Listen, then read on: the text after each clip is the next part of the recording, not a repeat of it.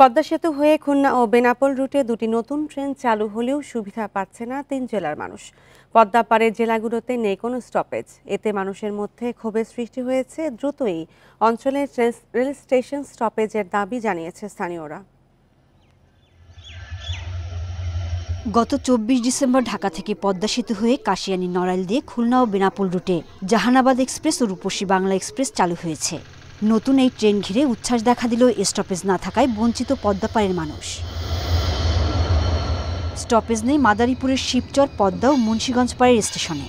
এতে নতুন দুই ট্রেনের সুবিধা থেকে বঞ্চিত মাদারীপুর, শরীয়তপুর ও মুন্সিগঞ্জের যাত্রীরা। ট্রেন সার্ভিস পেতে 3 জেলার মানুষকে যেতে হবে ঢাকা কিংবা ফরিদপুরে। এতে এসব এলাকার মানুষের মধ্যে সৃষ্টি হয়েছে ক্ষোভ। ঢাকা থেকে যে খুলনা যে আবার নতুন একটা ট্রেন চালু করলে এই ট্রেনটা যদি শিবচরে থামাইতো তাহলে আমাদের জন্য আর একটু উপকার হতো। জাহানাবাদ হচ্ছে ট্রেন এবং হচ্ছে রূপসী ট্রেন কোনোটাই এই স্টপেজে দাঁড়ায় না। আমাদের দাবি যেন এই দুই স্টেশনেই থামে বা একটা স্টেশনে থামে। যাত্রীদের চাপ বাড়লে স্টপেজ করার সম্ভাবনা আছে বলে জানান স্টেশন মাস্টার।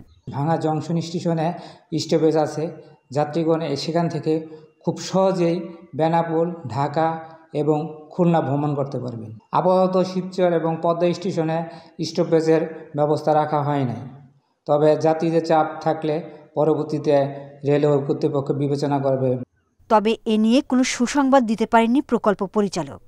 ইন্টারসিটি ট্রেন তো সব স্টেশনে থামবে না, সব স্টেশনে থামার ট্রেন আলাদা। উপদেষ্টা মহোদয় বললেন না যে এই মুহূর্তে রোলিং স্টকের একটু সংকট আছে, আমরা একটা সংগ্রহ করে নতুন ট্রেন চালু করার চেষ্টায় আছি। মাদারীপুর, শরীয়তপুর ও মুন্সিগঞ্জের মানুষের সুবিধায় উভয় পারে অন্তত দুটি স্টপেজের দাবি পদ্মাপাড়ের মানুষের। Independent news. আর এই বিষয়ে আরো জানাতে মাদারীপুর থেকে যুক্ত হচ্ছেন সহকর্মী রিপন চন্দ্র মল্লিক। রিপন, স্থানীয়দের স্টপেজ চালুর দাবির বিষয়ে রেল কর্তৃপক্ষের মনোভাব কি এবং তারা বিষয়টি কিভাবে দেখছেন? দাবি পূরণ সম্ভব কিনা?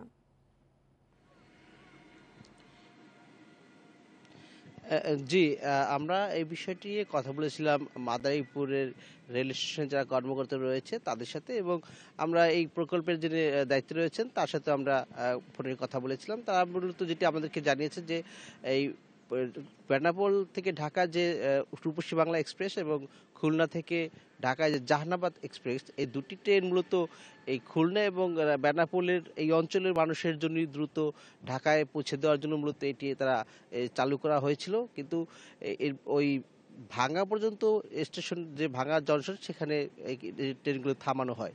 ফলে মাদারীপুর এবং শিবচর এবং শরীয়তপুরের জাজিরা উপজেলার পাশাপাশি ওই পদ্মার ওই পারে যে মুন্সিগঞ্জ উপজেলা, শ্রীনগর এবং সিরাজদি খান, এই উপজেলার মানুষগুলো মূলত এই ট্রেনটির থেকে যে সেবা সেটি আসলে পাচ্ছে না। এমনটি তারা আমাদের যা জানায়, তারা মূলত এই বিষয়টা নিয়ে তাদের বলছে যে যাত্রীদের চাপ যখন যদি বাড়ে তাহলে তারা মূলত এই যে বিষয়টা ভেবে দেখতে পারেন। কিন্তু আবার এই এলাকার মানুষের সাথে আমরা কথা বলেছি এবং এই মাদারীপুর এবং শরীয়তপুর অঞ্চলে যারা সচেতন নাগরিক রয়েছে তাদের সাথে আমরা কথা বলি। তাদের যেটি দাবি সেটি হচ্ছে যে এই অঞ্চলে যদি ট্রেনের স্টপেজই না থাকে তাহলে যাত্রীদের চাপ সেটি আসলে বোঝা যাবে না।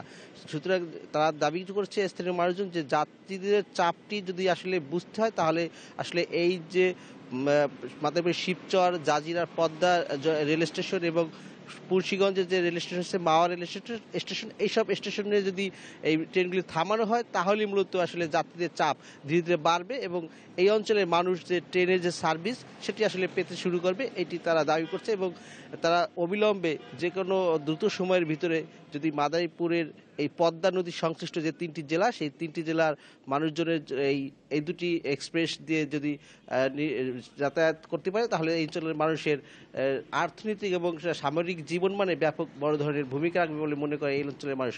এই বিষয়টি মাথায় রেখেই কর্তৃপক্ষের সুদৃষ্টি কামনা করছে মাদারীপুরের মানুষ যদি দ্রুত সম্ভব এই অঞ্চলের অন্তত কম হলেও 2টি স্টপেজে যেন এই 2টি ট্রেন থামানো হয়, সে ব্যাপারে যেন দ্রুত পদক্ষেপ নেয়। এটি আসলে মূলত এই অঞ্চলের মানুষের প্রাণের দাবি হয়ে উঠেছে। তো মাদারীপুরের রেল স্টেশনের নিয়ে এই ছিল আমার কাছে সর্বশেষ তথ্য।